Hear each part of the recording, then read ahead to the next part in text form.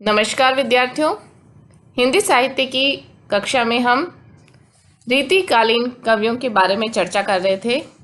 उसी कड़ी में आज हम रीतिकाल के रीति सिद्ध कवि बिहारी के बारे में बात करेंगे। विद्यार्थियों, जैसा कि हम जानते हैं कि बिहारी रीतिकाल के रीति सिद्ध धारा के प्रमुख प्रतिनिधि कवि हैं।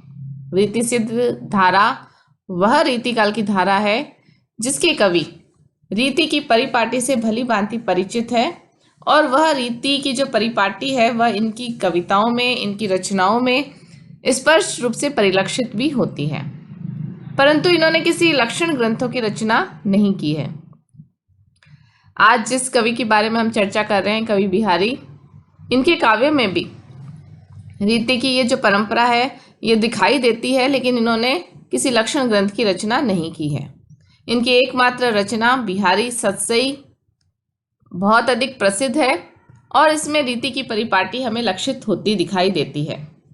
बिहारी के संबंध में हम चर्चा करें उससे पहले इनके जीवन के बारे में थोड़ी सी जानकारी प्राप्त कर लेते हैं। बिहारी के जन्म को लेकर विद्वानों में मतैक्य नहीं है, लेकिन फिर भी अधिकांश विद्वानों के मतों का विवेचन करने के उपरांत और बिहारी के काल के समय के कुछ दोहे जो प्राप्त हुए हैं, उन दोहों के आधार पर इनका जन्म संवत अधिकांश विद्वानों ने 1652 माना है और देहावसान संवत 1721 माना जाता है। इनके जन्म स्थान के बारे में कहा जाता है, इनका जन्म ग्वालियर में हुआ।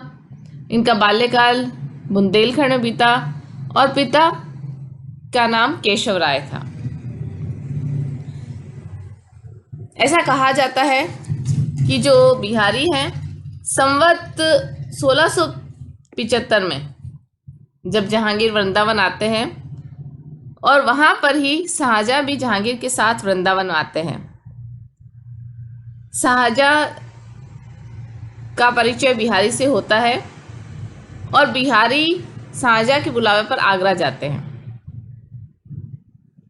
शाहजहाँ के द्वारा 1677 संवत में एक बहुत बड़े उत्सव का आयोजन किया जाता है, जिसमें भारत के बहुत से महाराजा राजा सम्मिलित होते हैं और बिहारी का परिचय भी वहां पर अनेक राजाओं से होता है।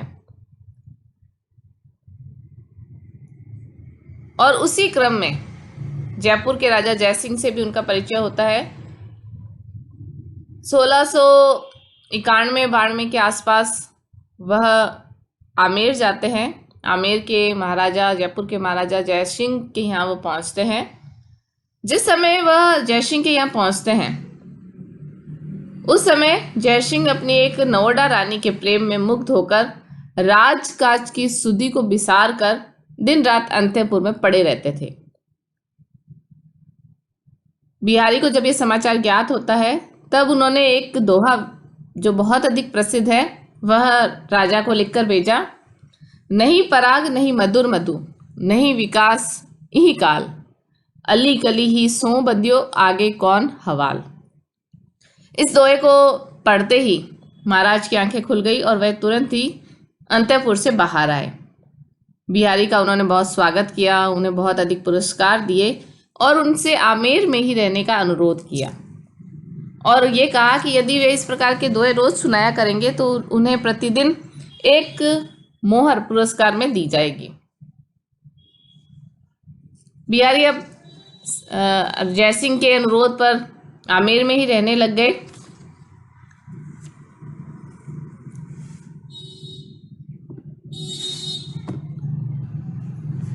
बिहारी की जो एकमात्र रचना है बिहारी सतसई, इसमें बिहारी के 700 दोहे संकलित हैं। बिहारी सतसई का सृजन जयसिंह के आदेश पर ही हुआ था। रीतिकाल इन कवियों में बिहारी को जो आदर प्राप्त है वह इस सतसई के कारण ही है। अगर हम बात करें बिहारी की रचनाओं के, बिहारी की काव्य संरचना के अंतर्गत, इनके द्वारा लिखी गई काव्यों के अंतर्गत प्रमुख प्रवृत्तियों की, तो हम देख सकते हैं कि इनकी रचनाओं में जो सबसे अधिक प्रबल रूप से उभर कर जो तत्व आता है वह है श्रृंगारपूर्ण रचना। बिहारी सतसई के कई दोहे श्रृंगार से संबंधित हैं। श्रृंगार जो एक रस का रूप है, जिसे रसराज भी कहा जाता है, उसे लेकर कई पद हम, कई दोहे, कई जो कविताएं, काव्य है, हम बिहारी सतसई में देख सकते हैं मुक्तक के रूप में। और इसी मुक्तक के रूप में नीति और भक्ति से संबंधित जो दोहे हैं वह भी इसमें प्राप्त होता है।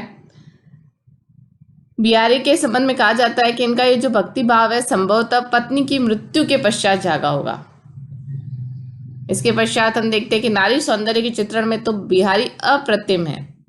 नारी के अंग अंग की छवि उतारने में उनका दोहे जैसा छंद उनके हाथों ही सफल हुआ है। दोहा छंद छोटा माना जाता है और उस छोटे से छंद में ही उन्होंने जिस प्रकार से नारी का सौंदर्य चित्रित किया है वह उसके योग्य या उसके समान कोई और पद हमें दृष्टिगोचर नहीं होते।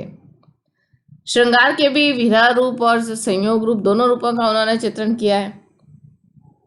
विरह का वर्णन कुछ हद तक अतिशयोक्तिपूर्ण किया है बिहारी ने। अनुभाव विधान में तो बिहारी की मान्यता, बिहारी की सर्वश्रेष्ठता सर्वमान्य है। अनुभाव कहा जाता है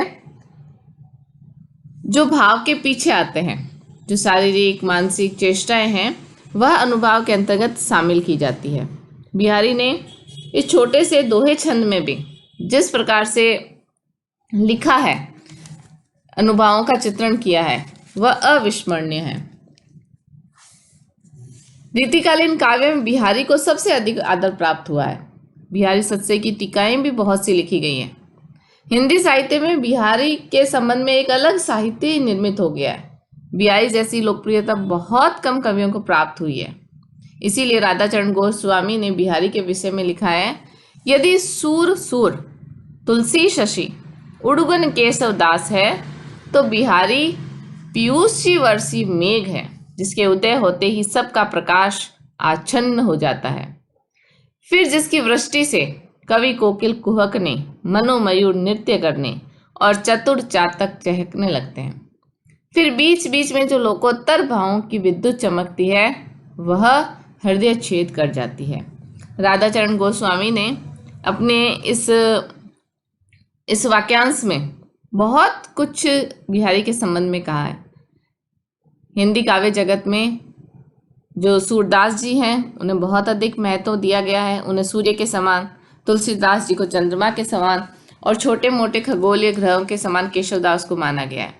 राधाचरण गोस्वामी कहते हैं कि बिहारी एक ऐसे मेघ के समान, ऐसे पीयूष वर्गीय मेघ के समान है, जल से भरे हुए मेघ के समान है, जिनके उदित होते ही अन्य जो प्रकाश है, सूर्य का, चंद्रमा का या अन्य खगोलों का जो प्रकाश है वह भी छिप जाता है।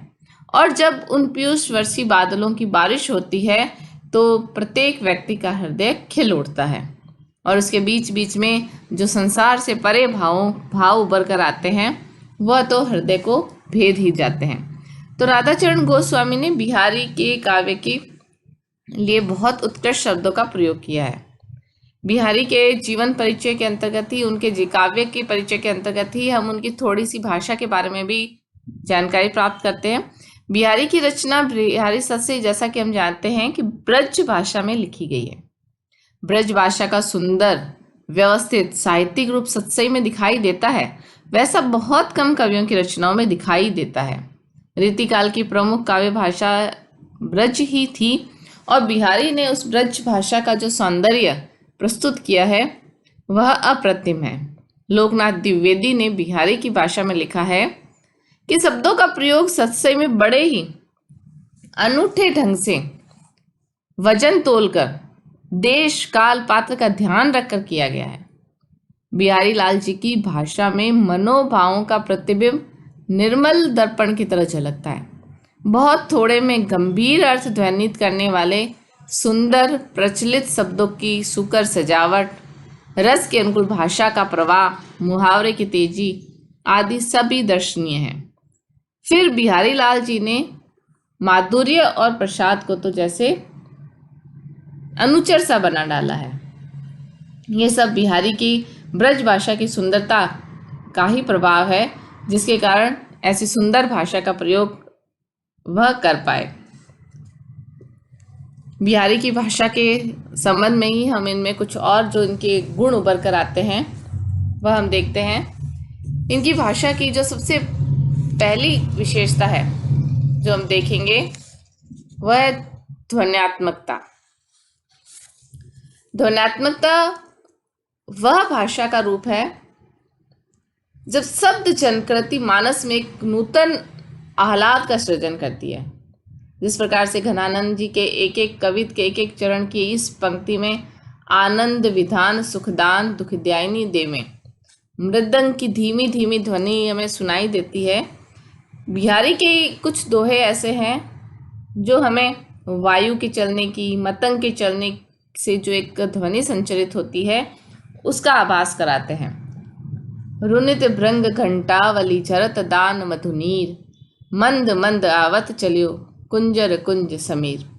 तो प्रस्तुत दोहे में जिन शब्दों का प्रयोग बिहारी के द्वारा किया गया है उन शब्दों से स्वतः ही ध्वनि प्रस्फुटित होती हुई आभाषित होती है।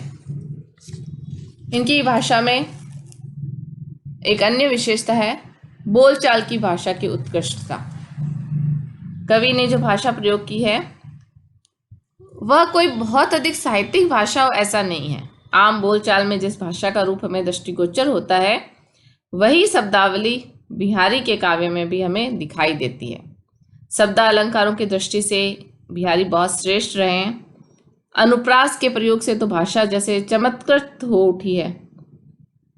लह लहात तन तन तरुणई, लच लग लो लफ जाय, लगे लंक लोचन भरी, लोचन लेत लगाए। ल वर्ण का जितनी बार प्रयोग करके इस सुंदर रूप से इसे प्रस्तुत किया गया है ये शब्दालंकारों के श्रेष्ठ प्रयोग का ही एक उदाहरण है।